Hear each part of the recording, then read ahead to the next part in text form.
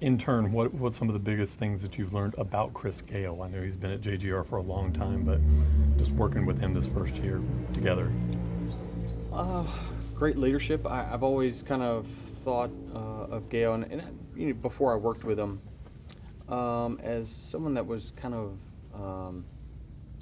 reserved, I guess you could say, and not strong, like willed, but that's the difference. Is certainly I've found now that I've worked with him. He's certainly, a really smart guy and really comfortable in the decision that he makes. And so he doesn't ever let me question their decision. They always have a reason for it, which I try not to. I try to trust those guys in everything that they try to accomplish and try to do. But just really how prepared he is and great work ethic. How important was the Martinsville win to building trust early on with you guys? It was good. I mean, that certainly was a big one for me personally, and certainly one of the more special ones early in the season to get back in victory lane at that racetrack. And so he knew how bad I wanted that race in particular, and for him to kind of, trust, my instincts on what I needed for overnight adjustments. That was key for us. Safe to say maybe you won't be dicing it up here tomorrow? I don't know. I think it just kind of depends on the situation, but if I can stay out of the story, that'd be great. You push your teammate to a win? Yeah, sure. Yeah, I think that's kind of, in my opinion, would be one of my responsibilities of the weekend is making sure I can do anything I can to help the teammate. How crucial is it to not let a Penske car win tomorrow? I don't think it's super crucial. I think I'm going to have to beat everyone to win the championship at Phoenix, so bring them all. So it doesn't matter if you push one of your teammates into the championship or they beat you? Say again? If you push one of your teammates into the championship race and they beat you in the championship race, you won't. So be it. I mean, I think that if anything, I'd rather push a teammate to a victory and then know that I'm racing them straight up at Phoenix with the same exact stuff. To me, that would actually be more gratifying because I know that, there's no mechanical advantage, mine versus theirs. As the driver of the number 11 car, has it been a stress-free week? Yep, it really has. I mean, it's been a great week as far as I'm concerned. It's been probably the most busy week I've had all year long, just with other stuff. But thank goodness, because Talladega's taken up about 20 minutes of my brain, and it was all about 20 minutes ago. How about being owner of 2311? Has it been a stressful week on that end? No, it really hasn't. I mean, things are coming to a head there, so that's more of the all-season stuff, just more preparing at this point. What do you expect from the settlement conference? Yeah, I don't know, what to expect. I mean, we tried to do it the first time. I think it's been very public. We've always been open to settle right from the beginning. We were actually open to conversations well before you even brought the litigation, but we didn't get those either. So I don't know. We'll see how it goes. Hopefully something comes with it. Off recent topic, okay. When's the okay time to put up the Christmas tree when you take it down? December 1st, January 7th. Are you real or fake? You gotta phrase I'm a that better, fake Chris. kind of guy. Real tree or fake tree? I'm a fake kind of guy.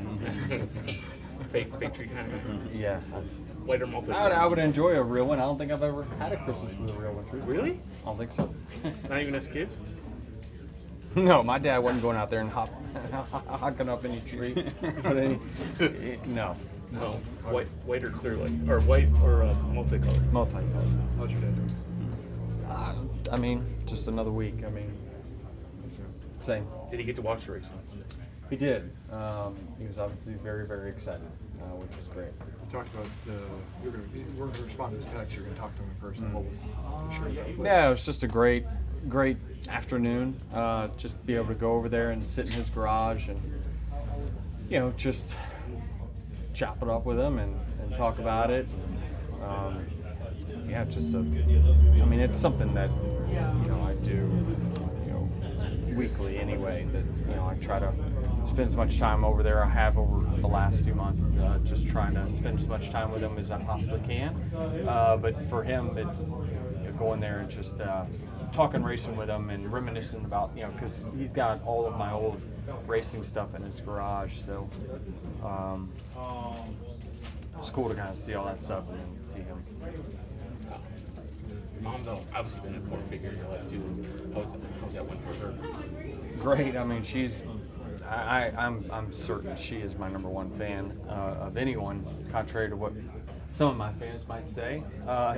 She is my number one fan, and so she was just so happy, and obviously she would love to see it go all the way through. Did the crowd response last week surprise you? Yeah, it was surprising, but I think I've said I think they just kind of respected the moment and let me have it, and whether they go back to doing what they're doing, that's okay too. But it was that that 30 seconds to a minute was great for me. You think that was basically because they understood what it meant to you? Yeah, I can't get into the psychology of what they were thinking and why the change of heart, but certainly it was appreciated.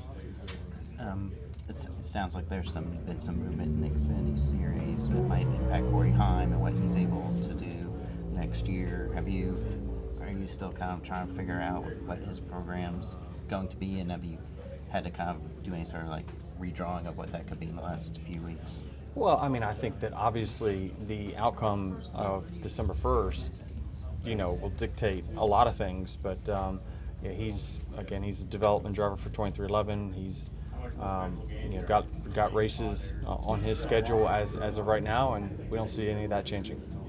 Denny, I know your pit crew, they were great earlier in the year, had that issue at Bristol, and then had kind of a slow stop last week as well. How big is this for you as you're stress-free? How big is the next 2 weeks for them to work on getting their stops going down for Phoenix? Yeah, I think Martinsville will be a good kind of warm-up for that.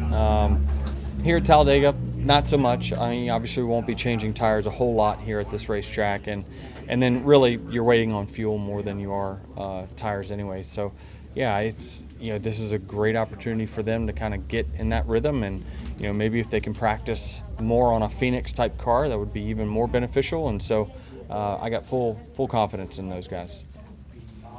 Thanks.